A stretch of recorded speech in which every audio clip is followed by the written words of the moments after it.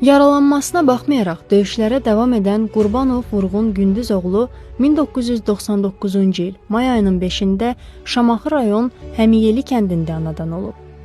O 2005-ci ildə Şamaxı rayon Həmiyeli kənd orta məktəbinin 1-ci sinifinə daxil olub. Vurğun Qurbanov uşaq yaşlarından güləş və qaydasız döyüşlə məşğul olub. Bir neçə dəfə zona və ölkə birincisi olub. 2017-ci ildə Müdafiə Nazirliyinin en sayılı hərbi hissəsində müddətli həqiqi hərbi xidmətdə olub. Xidmət dövründə kəşfiyyatçı kursunu uğurla başa vurub.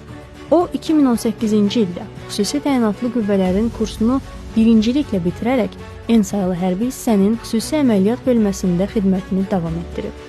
2020-ci ildə xüsusi təyinatlı qüvvələrin mənsubu kimi Gizir Vurğun Qurbanov Murov yüksəkliyində bir neçə strateji postların alınması uğrunda gedən şiddətli döyüşlərdə böyük şücaət göstərib.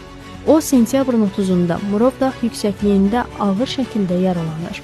Şəmkir rayon mərkəzi xəstəxanasında əməliyyat olunur. Əməliyyatdan çıxdıqdan sonra bərpa prosesindən imtina edərək Cəbrayıl, Füzuli, Zəngilan, Xocavənd, Şuşa rayonlarının və Hadrut qəsəbəsinin azadlığı uğrunda gedən döyüşlərdə böyük şücaət göstərir. O, Şuşaya girən ilk xüsusi təyinatlı qüvvələrin mənsublarından biri olub. Vurğun Qurbanov 2021-ci ildə düşmən təxribatının qarşısının alınması əməliyyatlarında da iştirak edib. 2022-ci ilin sentyabrında Kəlbəcərdə düşmən təxribatının qarşısının alınması əməliyyatında yaralanır və 3-cü dərəcəli Vətən müharibəsi əlili kimi ordu sıralarından təxris edilir.